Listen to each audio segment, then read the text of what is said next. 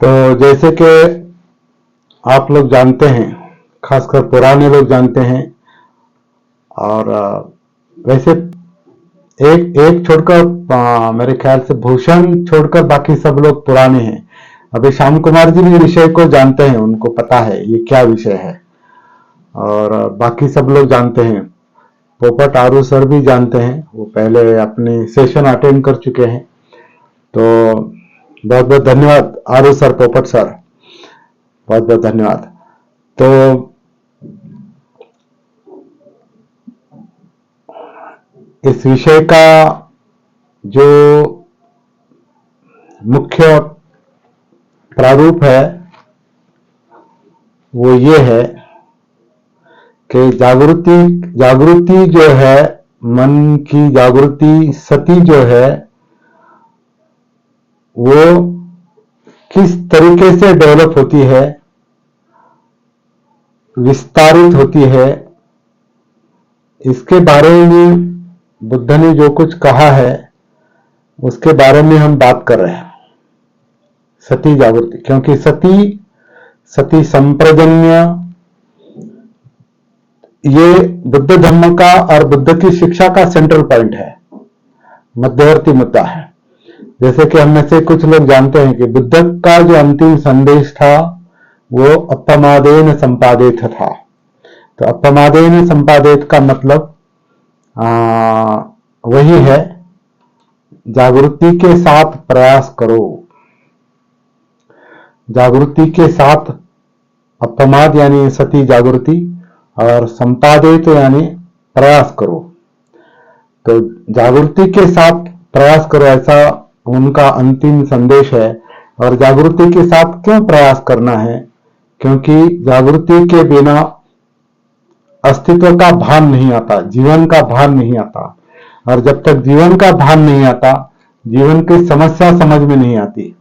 और जब तक समस्या समझ में नहीं आती, तब तक समस्या हल नहीं होती।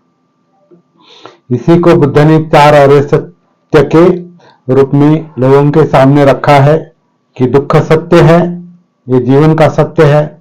आप उसे स्वीकारो या नकारो, कुछ फर्क नहीं पड़ता, वो सत्य है। सत्य को किसी की अनुमति की आवश्यकता नहीं, सत्य सत्य है।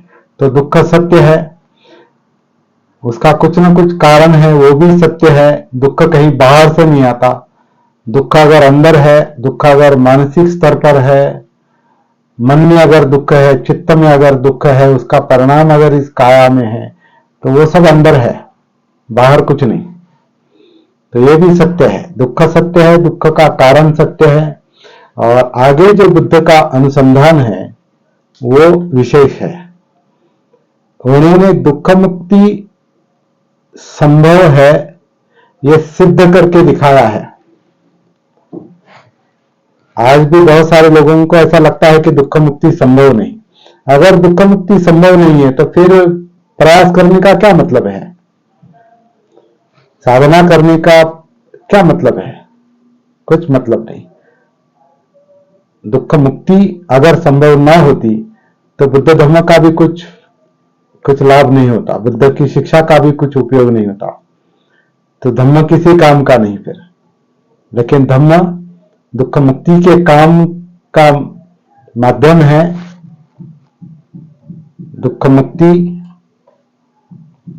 मिल सकती है, ये सत्य है, ये बुद्ध का अनुसंधान है।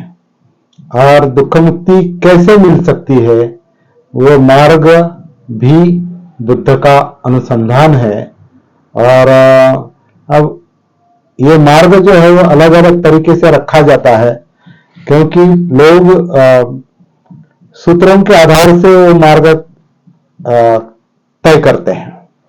जैसे कि बुद्ध ने कहते हैं कि बुद्ध का पहला प्रवचन जो है, पहली देशना जो है, वो धम्मचक्र प्रवर्तन है, जो पंचवर्गीय भिक्षुओं को उन्होंने पहली बार बताया।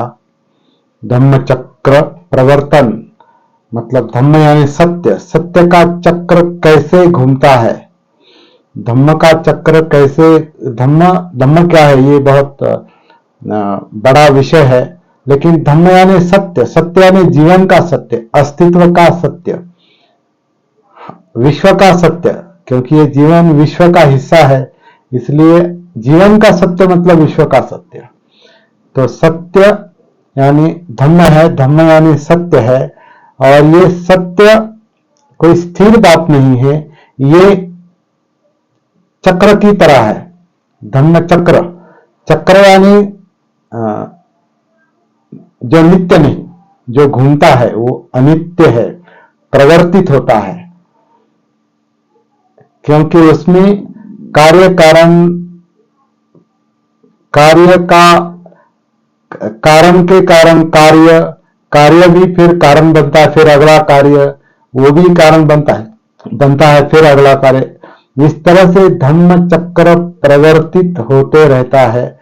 और धम्म चक्र का दूसरा, धम्म का दूसरा एक अर्थ है, वो है मनोधम्म, थिंकिंग प्रोसेस, मतलब अपने ब्रेन में जो चल रहा है वो मनोधम्म है, और वो इलेक्ट्रोकेमिकल प्रोसेस है। ये हम पहले भी देख चुके हैं थोड़ा। तो ये जो धम्म है, मनोधम्म जो है, मनोधम्म जो है, माइंड जो है, वो आकलन करने वाली शक्ति है, वो होल्ड करने वाली, धारणा करने वाली भी शक्ति है, जिसे संस्कार कहा है, और संस्कारों को पहचानने वाली भी शक्ति है, जो सती जागृति के कारण आती है। तो इस तरीके का भी बुद्ध का संदेश है, लेकिन वो धम्मचक्र प्रवर्तन, चार सत्य, फिर अष्टांग मार्ग, इस तरीके से रखा है। इसलिए बुद्ध की पहली शिक्षा धम्मचक्र प्रवर्तन के रूप में विश्व में प्रचलित है, प्रसिद्ध है, और वो उनका पहला प्रवचन माना जाता है। लेकिन ऐसा ग्रंथों में लिखा है, इसलिए हम भी कहते हैं कि वो उनका पहला प्रवचन है। लेकिन मुझे ऐसा लगता है, हम बाबा साहब के अनुयायी हैं, बाबा साहब ने ग्रंथों को या त्रिपिटक को अनुसंधान का आधार नहीं माना है। जैसे कि बुद्ध एंड धम्म में उन्होंने इंट्रोडक्शन में जो कुछ कहा है, वो ये कहा है, थोड़ा सा अटपटा भी है लोगों के लिए, बुद्धिस्ट वर्ल्ड के लिए अटपटा है कि बुद्ध की शिक्षा और बुद्ध की जीवनी चरित्र निकायों ने, यानी त्रिपिटक ने विकृत किया है। निकायों ने कंफ्यूजन क्रिएट किया है, संदिग्धता निर्माण की है, और इसलिए उनका भी क्या है, परीक्षण होना चाहिए। सुत्तम का भी परीक्षण होना चाहिए, त्रिपिटक का भी परीक्षण होना चाहिए, तभी बुद्ध की मूल शिक्षा सामने आ सकती है। इस बात को बाबा साहब ने उत्तेजन दिया है अपने ग्रंथ में। और अभी हम जानते हैं कि बाबा साहब के इस ग्रंथ की 60 कापियां बाबा साहब ने अलग अलग विद्वानों को भेजी थी, प्रकाशन के पहले, प्रकाशित करने के पहले भेजी थी मैन्युस्क्रिप्ट। लेकिन उसको किसी ने जवाब नहीं दिया, किसी से जवाब नहीं आया। उसका कारण यह हो सकता है कि बाबा साहब ने जो नई बात रखी है, और कई नई बातें रखी हैं उसमें, लेकिन ये जो मुख्य बात रखी है, एक तरह से पारंपरिकता को चुनौती दी है। परंपरा में जब तक हम जकड़े रहते हैं, तब तक अनुसंधान नहीं बन सकता, क्योंकि परंपरा केवल मानने की बात है और एक्सेप्ट करने की बात है। परंपरा मानो तभी वो परंपरा है। परंपरा को आप जागृति से अगर उसको अनुसंधान का, परीक्षण का विषय बनाएंगे, तो परंपरावादी लोग इसको विरोध करेंगे। इसलिए बाबा साहब के ग्रंथों को किसी ने जवाब नहीं दिया, उसका अपना मत नहीं दिया, और नकार भी नहीं सके, आज भी नहीं नकार सकते। तो हम अगर बाबा साहब के अनुयायी कहलाते हैं, तो हर बात का परीक्षण होना चाहिए। और ये परीक्षण करना एक साइंटिफिक एटीट्यूड है। ये शास्त्रीय दृष्टिकोण है। शास्त्र साइंस जो है वो अनुसंधान पर टिकता है, अनुसंधान पर बढ़ता है, विस्तारित होता है। इसलिए पुराने नियम बदल जाते हैं, पुराना अनुसंधान रूपांतरित होता है या एक्सपांड होता है।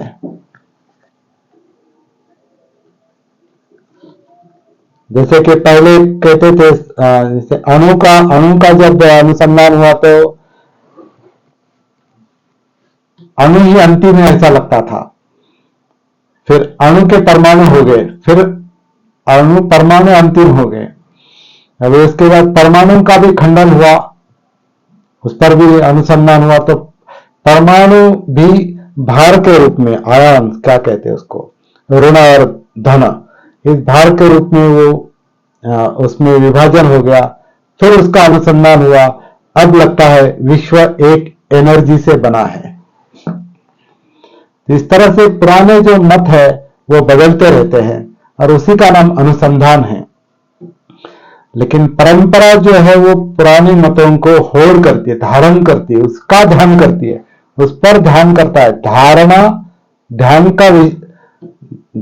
धर्म, जो धारण किए जाते हैं उसे धर्म कहा है।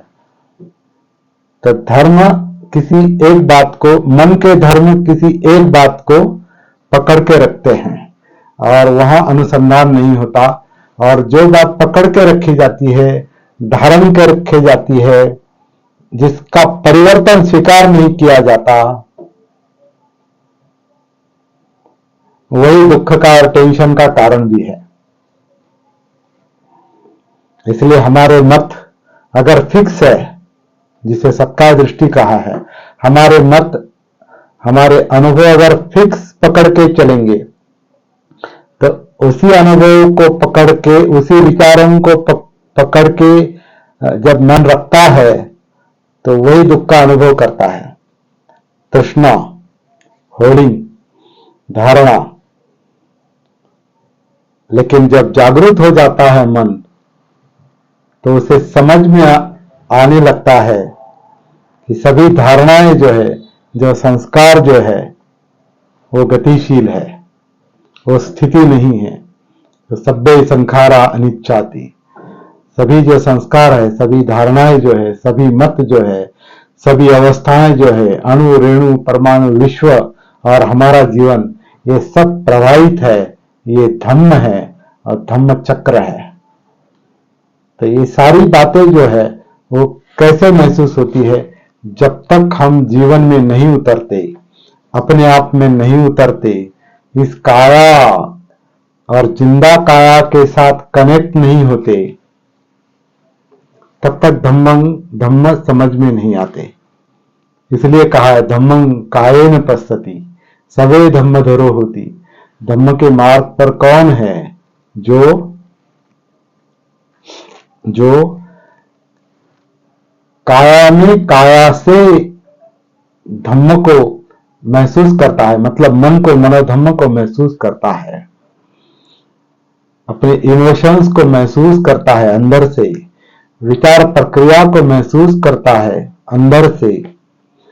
विचारों को, मन को, मनोधम्म को जन्म देने वाली जो हमारी इंद्रियां हैं, आंख, कान, नाक, जीभ, त्वचा, ये इन 5 इंद्रियों के कारण जो मन संस्कारित होता है, मनोविज्ञान जो निर्माण होता है, उसमें मनोधम्म चलते हैं और वो अच्छे भी है और बुरे भी है। उनमें अकुशल धम्म भी है, कुशल धम्म भी है। तो ये सारे धम्म जो है, मनोधम्म जो है, वो कैसे निर्माण होते हैं और उसका परिणाम क्या होता है, ये अंदर से काया में उतरकर काया से ही महसूस करना संभव है। इसको धम्मं कायेन पश्यति कहा है। और तब वो मनोपबंगमा धम्मा, मनोसेठा, मनोमया, ये कब समझ में आता है? जब तक हम काया में उतरकर मनोधम्मों के संपर्क में नहीं जाते, तब तक मन मनोधम्मों का अनुगामी है। पहले मन मुख्य है, जैसा मन है वैसे परिणाम है, वैसी कृति है, कायिका और वाचिक कृति, और जैसी कृति है वैसे परिणाम है। मन के पीछे जो चित्त की शक्ति काम करती है उसके कारण मनोधम्म सक्रिय हो जाते हैं।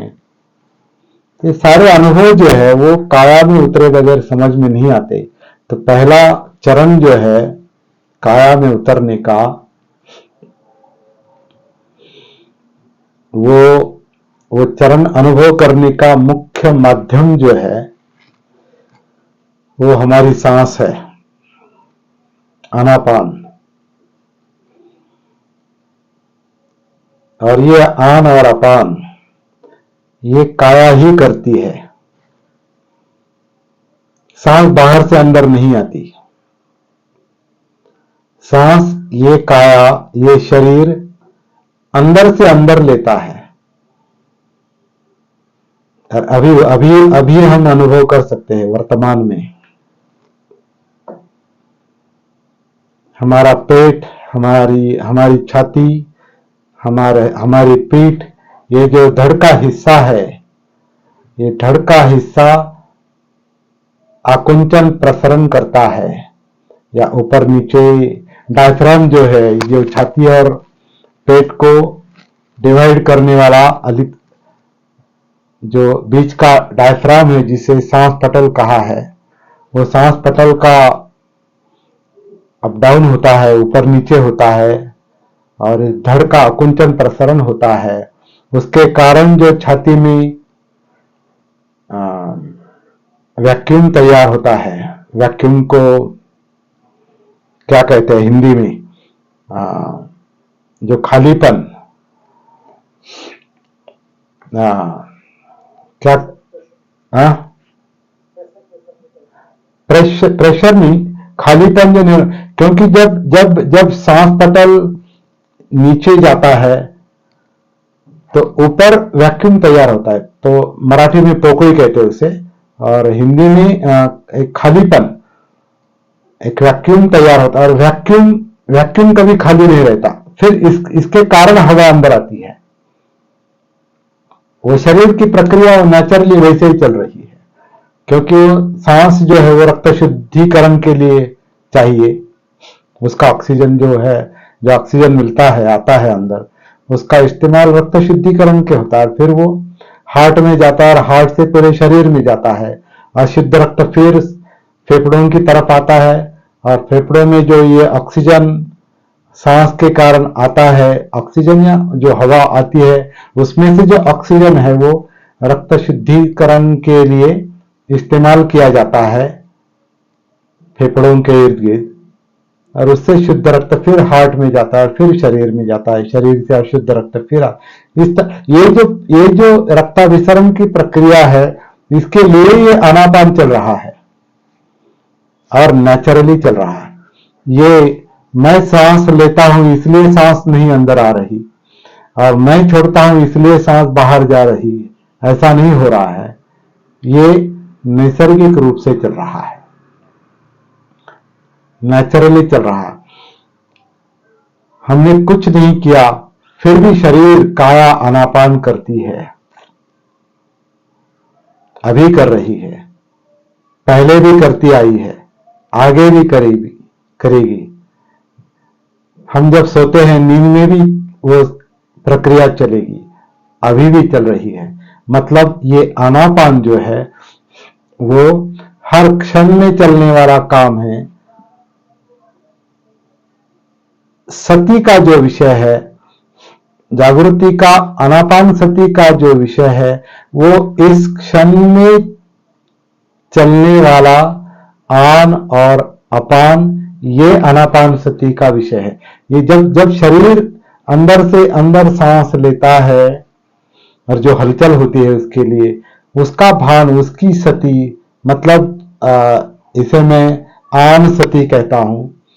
और जब अपान होता है, मतलब शरीर से जब सांस बाहर निकलती है, उसके लिए जो मूवमेंट होते हैं, उसकी सती, उसका भान, मतलब अपान सती। तो आन सती, अपान सती, आन सती, अपान सती, वो हर क्षण में चलने वाला काम है। अभी इस क्षण में अगर मैं बात कर रहा हूं और वो अपान हो रहा है, क्योंकि अपान का बगैर मैं बात नहीं कर सकता। जब मेरी बात थम जाती है तो शरीर सांस अंदर लेता है, और जब मैं बात करता हूं तो अपान प्रोसेस में मैं शब्द, मेरी काया शब्द बाहर एक तरह से फेंकती है, और वो हमारे मुंह के मूवमेंट चलते हैं, जीभ की मूवमेंट चलती है, हमारे गाल, और ये क्या हनुवटी जिसे मराठी में कहते हैं, मुझे कुछ हिंदी शब्द ठीक से याद नहीं आते। तो ये सारी जो मूवमेंट है, ये मूवमेंट सती का विषय है। वो जागृति का माध्यम है, वो जागृति का एक तरह से माध्यम होने के कारण वो जैसे चलता है उस वक्त वैसी सती।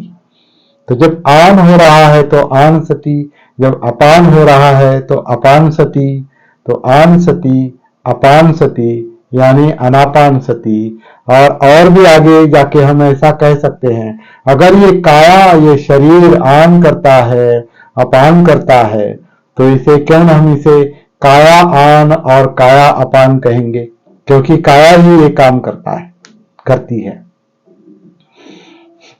तो जब काया आन करती है तो काया आन सती, काया अपान करती है तो काया अपान सती। इस तरह से सती का, जागृति का अभ्यास सांस के लेवल पर चलना चाहिए, जिसे हम लेवल 1 कहते हैं। सती साधना की, जागृति के साधना की लेवल 1 है। सांस के आधार से काया में उतरना।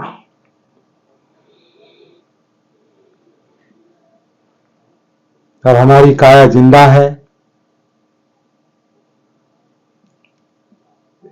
कैसे कहेंगे काया जिंदा है?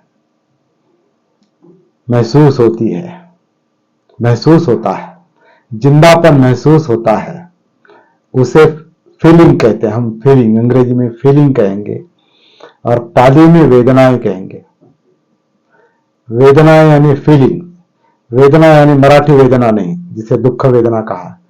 वेदना यानी फीलिंग, विद मीन्स टू नो, और वेदनाओं के कारण महसूस होता है।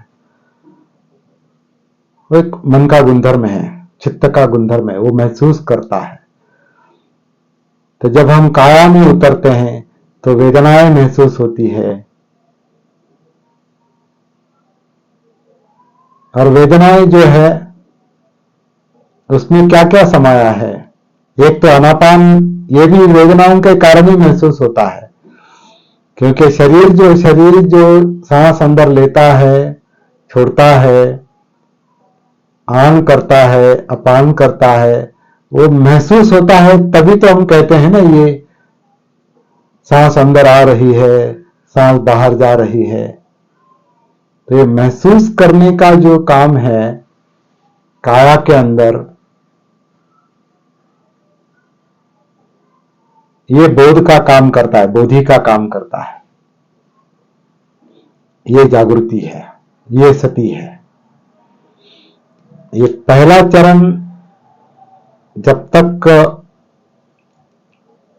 अच्छी तरह से और पूर्ण रूप से अनुभव नहीं होता, महसूस नहीं होता, तब तक हम अगला अनुसंधान नहीं कर सकते। इसलिए आनापान सती को पहला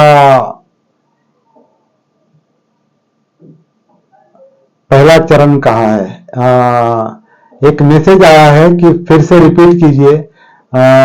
भूषण, ये जो अभी रिकॉर्डिंग होगी इसको आप फिर से दोबारा सुनिए, मैं आपको भेजूंगा बाद में, अपने ग्रुप पर भेजूंगा।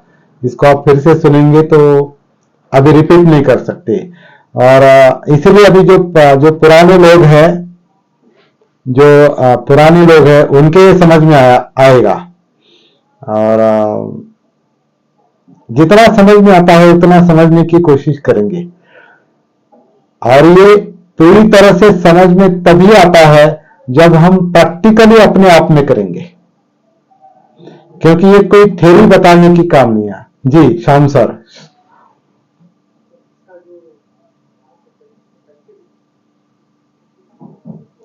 प्रैक्टिस का कोई ऐसा फिक्स चरण नहीं है। जैसे कि अभी मैंने यहां पर बताया है कि ये काया, ये शरीर सांस अंदर से अंदर लेती है, ये 24 घंटे चलता है। लेकिन ये क्या चल रहा है, इसको हम शब्दों में नहीं ढाल सकते, क्योंकि ये वर्तमान में चलता हुआ काम चल रहा है। ये काम वर्तमान में मतलब अभी, और वर्तमान कहते कहते वर्तमान भूतकाल बनता है, क्योंकि सांस को देखते देखते सांस खत्म भी होती है, फिर आन खत्म होता है, अपान खत्म होता है, फिर आन खत्म होता है, फिर अपान। इस तरह से वो चल रहा है। वर्तमान में सांस गतिशील है, सांस नहीं, हर मोमेंट गतिशील है अपनी काया की। ये सांस गति है, काया गति है, ये वेदनाएं गति है, चित्त गति है, विचार गति है, सब कुछ गतिशील है। ये अस्तित्व गतिशील है, पूरा विश्व गतिशील है, पूरा विश्व गतिशील है। सुबह को सूरज उगता है और शाम को ढलता है, ये भी गति है। और हमको गलतफहमी ये भी होती है कि सूरज ऊपर आता है और पश्चिम को डूब जाता है। ऐसा नहीं हो रहा है, हम सूरज की ओर जाते हैं, क्योंकि पृथ्वी घूमती है। और पृथ्वी जब घूमती है तो वो जैसे अभी ये पूरब है, तो जब वो पूरब की तरफ आते हैं तो हमको लगता है कि सूरज ऊपर आया है, सूरज ऊपर आया है। और जैसे जैसे हमारी पृथ्वी जैसे जैसे घूमती है, ऐसा लगता है सूरज पश्चिम की ओर गया है। जैसे हम गाड़ी में हम सफर कर रहे हैं, तो ऐसा लगता है कि पेड़ भाग रहे हैं, पेड़ पीछे जा रहे हैं, ऐसा लगता है। लेकिन पेड़ नहीं पीछे जा रहे हैं, हमारी गाड़ी आगे जा रही, पेड़ तो वहीं के वहीं खड़े हैं।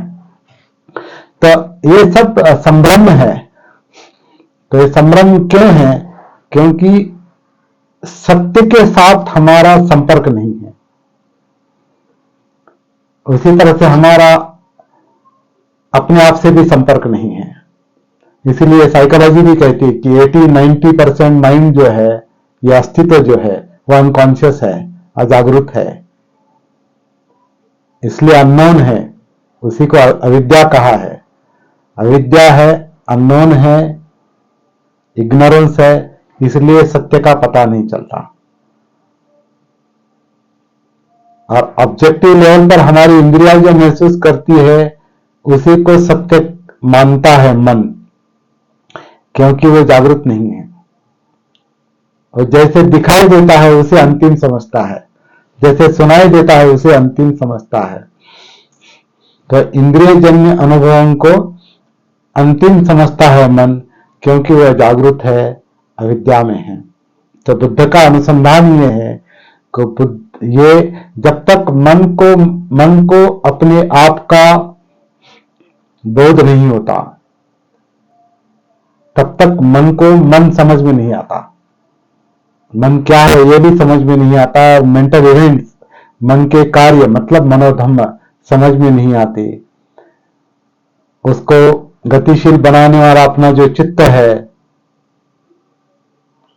इमोशंस जो है, चाहिए नहीं चाहिए का जो द्वंद्व है, राग द्वेष का जो द्वंद्व है, जिसके कारण मनोधम्म विचार प्रक्रिया ओवर एक्टिवेट होती है। ये क्या हो रहा है? ये कैसे हो रहा है? सबका जो परिणाम सुख दुख है, वेदनाएं, ये कैसे हो रहा है? क्या हो रहा है? ये सबका अनुसंधान करना मतलब सती साधना है, ये जागृति की साधना है। तब तक जीवन समझ में नहीं आता और जीवन की समस्याएं भी समझ में नहीं आती। मतलब दुख समझ में नहीं आता। और दुख में कई सारी अकेलापन है, फ्रस्ट्रेशन है, भय है, चिंताएं हैं, अस्वस्थता है, अस्थिरता है, लैक ऑफ कॉन्फिडेंस है, खालीपन है, कई सारे उसको पूरा मतलब ये अभिधम्म का विषय है। कई सारे अभी उसकी लिस्ट अगर हम पढ़ने को बैठेंगे तो कई सारी बातें अनुसंधान किया है लोगों ने। ये सब चित्त में है। और मनोधम्म विचार प्रक्रिया, ब्रेन प्रोसेस में उसका एक तरह से एनालिसिस चलता है। धम्म विषय जब मन जागरूक होता है तो मनोधम्मों में क्या चल रहा है इसका एनालिसिस वो मन करता है, उसे धम्म विषय कहा है। एनालिसिस मतलब विश्लेषण, मतलब कार्य कारण भाव समझ में आना। अब कार्य कारण भाव में कई सारे मुद्दे हैं, जैसे कि अभी ये दुख है, दुख का ये कारण है। हमें दुख महसूस होता है लेकिन कारण जल्दी महसूस नहीं होता। भय महसूस होता है, भय का कारण महसूस नहीं होता, क्योंकि कई तरीके के भय है, कई तरीके की जैसे फोबिया है। तो भय के कारण के साथ हमारा संपर्क नहीं रहता, क्योंकि भय जो डरावना है उसे मन टालता है और सुख की अपेक्षा रखता है, सुख के पीछे जाता है। वहां ये दुख हाइड होता है, एक तरह से छिप जाता है, या उसको क्योंकि मन उसको नकारता है, उसे ढकने की कोशिश करता है, क्योंकि वो सहा नहीं जाता, वो पेनफुल है। दुख हमेशा हाइड किया जाता है, हाइड करता है मन, क्योंकि वो पेनफुल है। इसलिए मनोरंजन के कई सारे साधन निकले हैं ना। उसका कारण क्या है? उसमें माइंड एंगेज रहता है। और मनोरंजन हो, आपके सिनेमा हो या नाटक हो या आपके गेम हो या खेल हो, ज्यादातर जो है वो एक्सरसाइज के लिए होते हैं, वो अलग बात है। लेकिन उसमें माइंड इस तरह से उलझ जाता है कि वो सत्य से हमेशा अलग होने की कोशिश करता है। और वहीं ये सत्य दुख जो है, दुख एक सत्य है, तो वो दुख सत्य वो छिप जाता है। और जब कोई बीमारी छिप जाती है, कोई दुख छिप जाता है, तो छोटा दुख बड़ा बड़ा बड़ा बड़ा होने लगता है।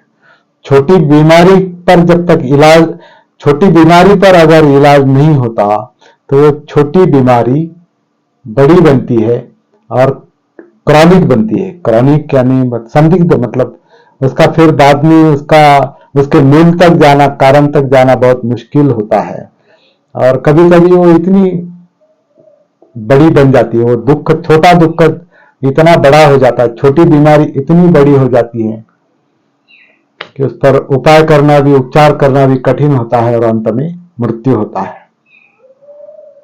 तो ऐसे दुख का सत्य जो है वो जल्दी ही देखना चाहिए, उसे पहचानना चाहिए, उसका बोध होना चाहिए, उसका कारण ढूंढना चाहिए। वो मन ढूंढता है, वो हमें मैन्युअली करने की बात नहीं है।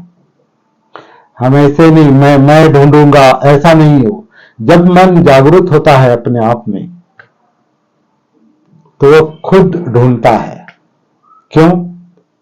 क्योंकि दुख किसको होता है? दुख मन को होता है। तो मुक्ति के लिए प्रयास कौन करेगा? मन ही करेगा। तो जो अजागृति के कारण, अविद्या के कारण अगर दुख निर्माण होता है तो विद्या के कारण वो दुख नष्ट होता है। तो मन जब अबोध अवस्था में है, मतलब अजागृत है, तो उसमें दुख निर्माण होता है। उसको जागृति से जब बोध होता है तो दुख मुक्ति की ओर वो अग्रसर होता है नेचुरली। वो साइंस है, एक तरह से वो मनोविज्ञान है। ये बुद्ध का अनुसंधान है। इसका परिणाम दुख मुक्ति है। तो कहने का मतलब फिलहाल इतना ही है। अभी तो हम प्रैक्टिकल इसमें धीरे धीरे जाएंगे, और वो ऑनलाइन प्रैक्टिस में जाना थोड़ा कठिन होता है। वो रूबरू हमारे वर्कशॉप चलने चाहिए, जागृति की कार्यशाला जिसे हम कहते हैं वो चलनी चाहिए। वहां हमें इकट्ठा आना चाहिए और स्लोली एक एक करके, क्योंकि अभी तो बहुत ही तीव्र गति से अभी ये जानकारी एक तरह से हमने पहुंचाने की कोशिश की है, लेकिन प्रैक्टिस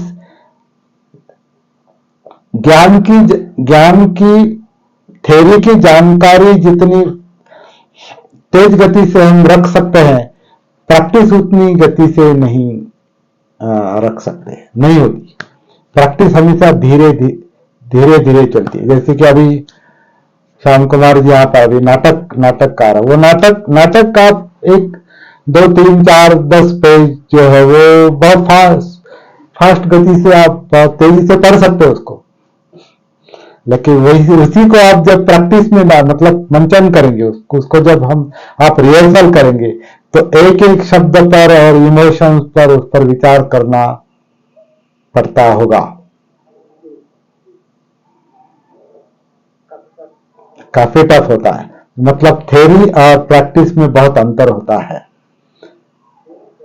हाँ, और प्रैक्टिस जो है वो टाइम टेकिंग होती है, उसको समय लगता है, क्योंकि एक एक चरण को पार करते करते करते आप जो किताब में लिखा है या थ्योरी में आया है उसे आप अनुभव तभी करेंगे जब आप उसको प्रैक्टिस में डालेंगे। इसी तरह ये बुद्ध की साधना जो है, बोधि की साधना जो है, सती की जागृति की साधना है, बताने में तो अभी देखिए 40-45 मिनट में हमने 40 मिनट में हमने ये सांस है, ये काया लेती है, मतलब सांस के आधार से काया में उतरना है, काया में फीलिंग्स है यानी वेदनाएं हैं, वेदनाओं में सुख है, दुख है या न्यूट्रल है, सुख दुख का कारण चित्त है, चित्त यानी इमोशंस है, इमोशंस यानी चाहिए नहीं चाहिए का खिंचाव है, द्वंद्व है, संघर्ष है। इस द्वंद्व के कारण विचार प्रक्रिया, मनोविज्ञान और एक्टिवेट होता है, इंद्रियों का इनपुट होता है। ये सारी बातें 40 मिनट में खत्म हो गई। लेकिन जब आप इसको प्रैक्टिकली करेंगे तो 40 साल भी लग सकते हैं। क्यों 40 साल लगते हैं? क्योंकि मार्ग जो है इसका, साधना का मार्ग, प्रैक्टिस का मार्ग, वो सही होना चाहिए।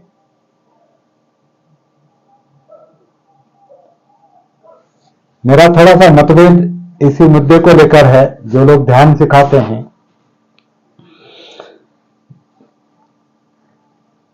ध्यान जैसे वन पॉइंटेड होता है, क्योंकि ध्यान का जनरली मकसद जो होता है वो एकाग्रता होता है, एकाग्रता, कंसंट्रेशन। और एकाग्रता क्यों चाहिए? क्योंकि मन एकाग्र नहीं है, तो उसको भटकने वाले मन को, चित्त को आप फोर्सफुली किसी विषय में लगाते हैं और एकाग्र होने का अभ्यास करते हैं, उसमें कुछ हद तक सफल होते हैं और कुछ हद तक शांति भी मिलती है मन को। लेकिन जब तक वो विषय होता है तब तक, तो फिर मन भटकता है, फिर भटकता है, फिर विषय में लगाओ, विषय खत्म, भटकने लगा। तो ऐसे चलता है ध्यान का काम। ये सिद्धार्थ गौतम ने करके देखा है। उस वक्त की जो ध्यान साधनाएं थी, विषय थे, वो सब करके देखा है, लेकिन सबको छोड़ दिया है। क्यों? क्योंकि उसमें कंसंट्रेशन मिलता है, एकाग्रता मिलती है, शांति मिलती है, लेकिन अस्थायी रूप में मिलती है, मतलब टेम्पररी मिलती है। तो फिर बोध गया में उनको जो मार्ग मिला है वो अलग है। शायद अभी वो कैसे मिला, क्या हुआ, हम नहीं बता सकते। और बुद्ध ने भी ऐसा कहते बुद्ध ने बुद्धत्व के बारे में कुछ नहीं बताया, उन्होंने केवल संकेत दिए हैं, संकेत। तो उन्होंने क्या क्या बोध गया में, तो एक तो स्पष्ट है कि बुद्ध को हम सम्मा संबुद्ध यानी संपूर्ण जागृत कहते हैं। वो जागृति जो है वो इस नामरूप यानी बॉडी माइंड और इसके जो ये 4 खंड है, काया वेदना चित्त मनोधम्म, ये 4 खंडों के लेवल पर वो जागृति है, मतलब पूरे जीवन की जागृति है सब, और वह जीवन गतिशील है, मोमेंट। तो वो ध्यान छोड़कर इसके अनुसंधान में लग गए वो। और बाबा साहब जैसे कहते हैं अपने ग्रंथ में, उन्होंने ये काम जो है पूरे अनुसंधान का काम 40 दिनों में किया है। अभी 40 दिनों तक वो टोटल कुल बैठे वहां पर 40 दिन। तो 40 दिन में वो मिला होगा या 30 दिन में मिला होगा या 25 दिन में भी, हम नहीं बता सकते। लेकिन जब ये जागृति का मुद्दा उनके समझ में आया, जिसे मध्यम मार्ग कहा है, इस मध्यम मार्ग जो है जागृति का मार्ग, मध्यम मार्ग कैसे है, एक तो काम सुख का है या दूसरा आत्मक्लेश का मार्ग है, जिसमें ध्यान और आत्मक्लेश आते हैं। तो ये दोनों मार्गों के बीच का मार्ग ये जागृति का मार्ग है। तो ये जब समझ में आया उनको, तो उसी को लेकर उन्होंने उस दौरान काम किया है। और ऐसा कहते हैं कि ये जो जागृति का अनुभव है ये बेसिकली हर मनुष्य में होता है, हर मनुष्य में, क्योंकि जागृति कहीं बाहर से लाने की बात नहीं है। वो मनुष्य क्यों है, क्योंकि जागृति है उसमें, क्योंकि जागृति के कारण समझ है, और समझ है इसलिए मनुष्य और समाज समझदारी के साथ कुछ हद तक अपनी व्यवहार करता है।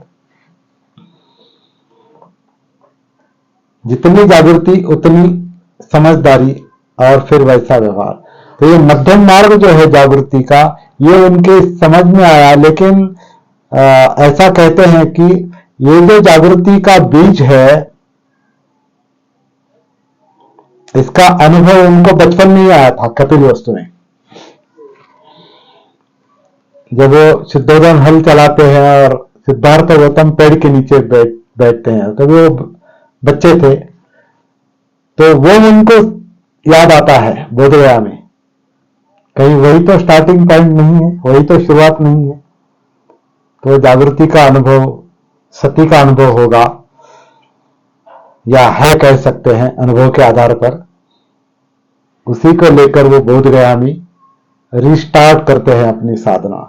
और कैसे रिस्टार्ट करते हैं, कुछ नहीं किया है, ऐसा मुझे लगता है। वहां कुछ नहीं किया है, जो हो रहा है, घट रहा है, वही अनुभव किया है। सांस लिया है, छोड़ा है, ऐसा नहीं। शरीर सांस अंदर से अंदर लेता है, और ये करने के लिए कुछ करने की आवश्यकता, ये देखने के लिए कुछ करने की आवश्यकता नहीं। अभी ये समय, इस क्षण में कुछ नहीं हम करें, कुछ करेंगे, कुछ नहीं करेंगे, कुछ नहीं करेंगे। शरीर सांस अंदर लेता है, शरीर छोड़ता है, ये चल रहा है काम।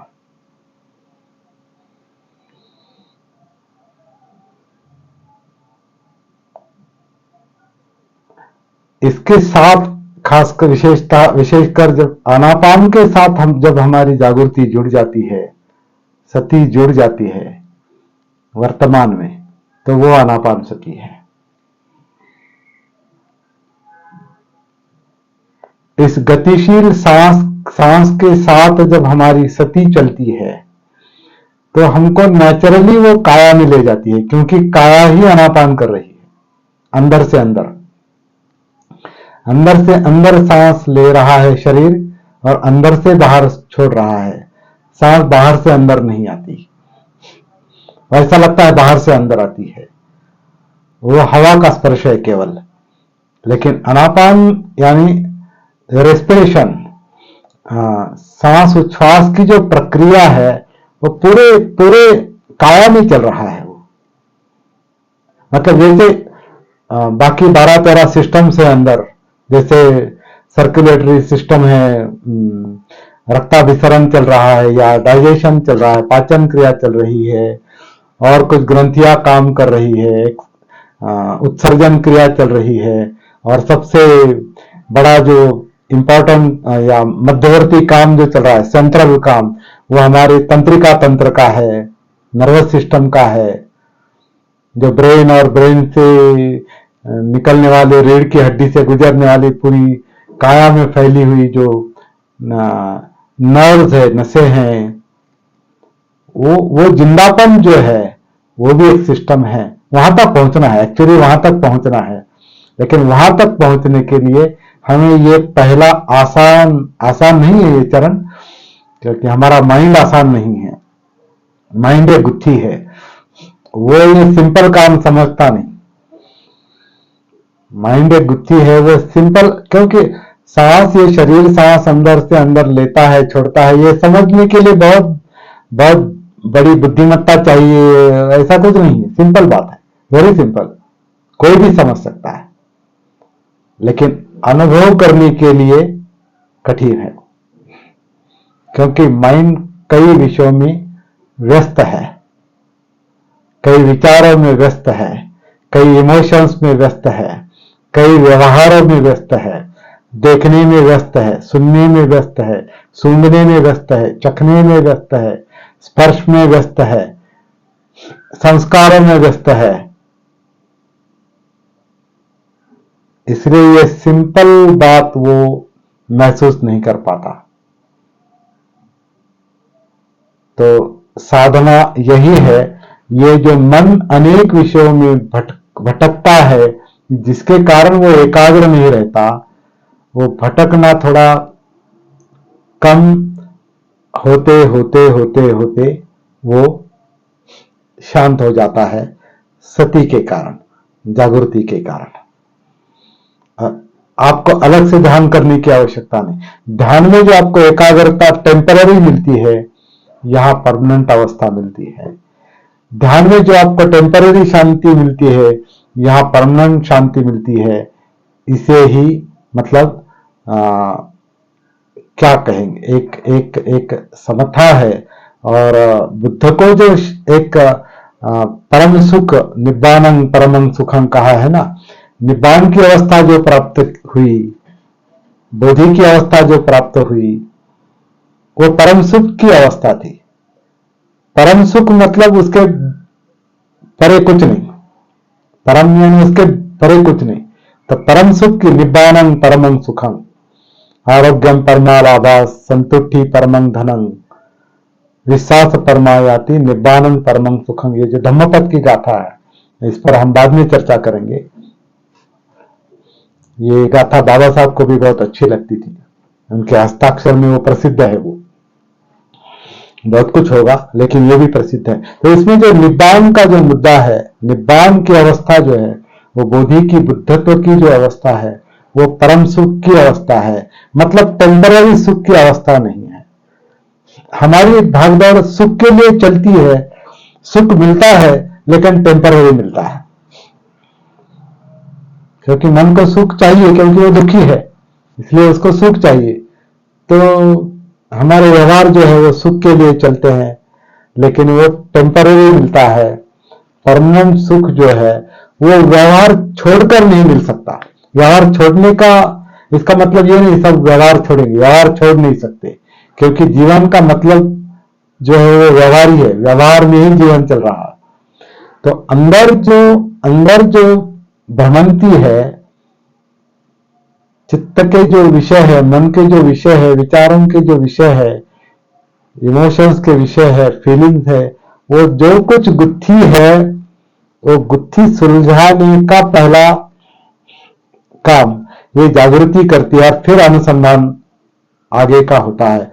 इस तरह का कुछ काम है, थोड़ा डिफिकल्ट है, लेकिन समझने की कोशिश करेंगे। मैं जानता हूं डिफिकल्ट है, आपको कुछ लोगों को कुछ बातें, जैसे अभी एक भूषण का सवाल आया, फिर से समझाइए, तो कई बातें फिर से बतानी पड़ेगी। अभी बताए भी है, कई सारे वीडियो है अपने, हमारा आप लोगों को पता होगा, वो आपको देखने पड़ेंगे। और सबसे इम्पोर्टेंट जो बात है, वो इकट्ठा आना पड़ेगा, और इकट्ठा आकर जागृति की कार्यशालाएं, मतलब वर्कशॉप, क्योंकि ये वर्क है, वर्क जो है वर्कशॉप में चलता है, और वर्कशॉप में रिहर्सल चलती है। रिहर्सल के बिना आप कोई भी बात क्या करें, दृढ़ नहीं कर सकते, नहीं तो केवल ज्ञान रह जाता है। और ज्ञान बुरा नहीं है, लेकिन ज्ञान यानी प्राप्ति नहीं। ज्ञान और प्रज्ञा में, प्रज्ञा जो है वो समझ है, अंडरस्टैंडिंग है, और वो जागृति से मिलती है। और जागृति में, जागृति प्रैक्टिकल बात है, तो इसको हम थोड़ा महत्व देंगे, और आगे चलकर हम कोई ना कोई इकट्ठा कर जागृति की कार्यशाला लेंगे। फिलहाल मैं अभी रुकता हूं, और थोड़ा समय हम चर्चा के लिए देंगे और प्रश्नोत्तर के लिए देंगे।